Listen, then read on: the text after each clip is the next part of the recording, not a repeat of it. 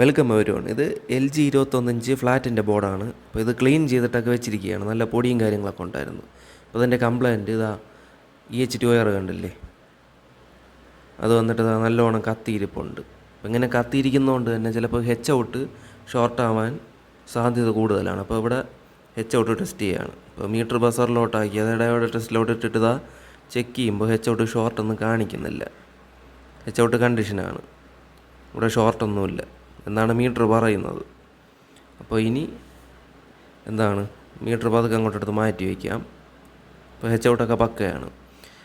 ഇനി ആ LOT കപ്പൊക്കെ കറക്റ്റായിട്ട് ഇട്ട് കൊടുക്കണം. അതായത് EHT വയർ ആ കരിഞ്ഞ ഭാഗം അത്രയും കത്തിയ ഭാഗം അത്രയും കട്ട് ചെയ്ത് കളഞ്ഞിട്ട് കപ്പ് ഇട്ടിട്ട് ഓൺ ചെയ്ത് നോക്കണം. ഇവിടെ ഇപ്പോൾ അത് അത്രയും കട്ട് ചെയ്തെടുത്തിട്ടുണ്ട്. പിന്നെ ചിലത് കട്ട് ചെയ്ത് കളയുമ്പോൾ നീളമൊന്നും കിട്ടില്ല EHT വയറെ.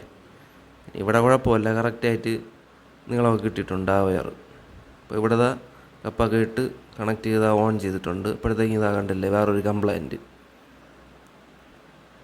റീട്രേസ് ലൈനാണ് കാണിക്കുന്നത്. അപ്പോൾ ഇവിടെ നൈസൈന ഇതാ ഈ LOT കൂട്ടുന്നുണ്ട്. കൂട്ടിയപ്പോൾ ഫുൾ റീട്രേസ് ലൈൻ ആവുന്നുണ്ട്. കുറയ്ക്കുമ്പോൾ ഇതാ ഈ ഒരു റീട്രേസ് ലൈനിൽ ഹാഫിൽ പകുതിക്ക് ഇതാ റീട്രേസ് ലൈൻ വന്ന് നിൽക്കുന്നുണ്ട്. അപ്പോൾ ഇത് ബേസ് ബോർഡ് അല്ലെങ്കിൽ ബോർഡിൽ വരുന്നൊരു കംപ്ലൈൻറ്റാണ്. മെയിൻ ബോർഡിൽ 250 വോൾട്ട് 4.7 MFൻ്റെ ഒരു കപ്പാസിറ്റർ ഉണ്ട്.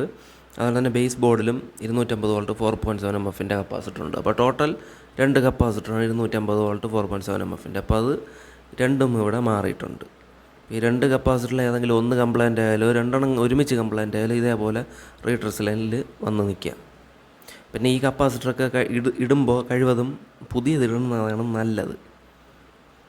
ഇപ്പോൾ ചിലത് പഴയതിട്ട കിടക്കില്ല, ചിലപ്പം കുറച്ച് ഓടുമ്പോൾ ഇതിൻ്റെ ടോപ്പ് ഭാഗമുണ്ട്, അത് പൊങ്ങി പൊട്ടി അങ്ങ് തെറിക്കും. അപ്പം അങ്ങനെ സംഭവിച്ചിട്ടുണ്ട്. ഇവിടെ ഇതാ TV ഓൺ ചെയ്തിട്ടുണ്ട്, ഇതാ കറക്റ്റായിട്ട് AVയിൽ വന്നിട്ടുണ്ട്. ഇപ്പോൾ വേറെ പ്രശ്നങ്ങളൊന്നുമില്ല. ആ കംപ്ലയിൻസ് മാറി. ആ റീട്രേസ് ലൈൻ കണ്ടില്ലേ കറക്റ്റ് ഗ്രെയിൻസിൽ വന്നിട്ടുണ്ട്. അപ്പോൾ ഈ വീഡിയോ ഇഷ്ടപ്പെട്ട വീഡിയോക്ക് ലൈക്ക് അടിക്കാനും ചാനൽ സബ്സ്ക്രൈബ് ചെയ്യാനും മറക്കല്ല. അപ്പോൾ താങ്ക് യു ഫോർ വാച്ചിങ്.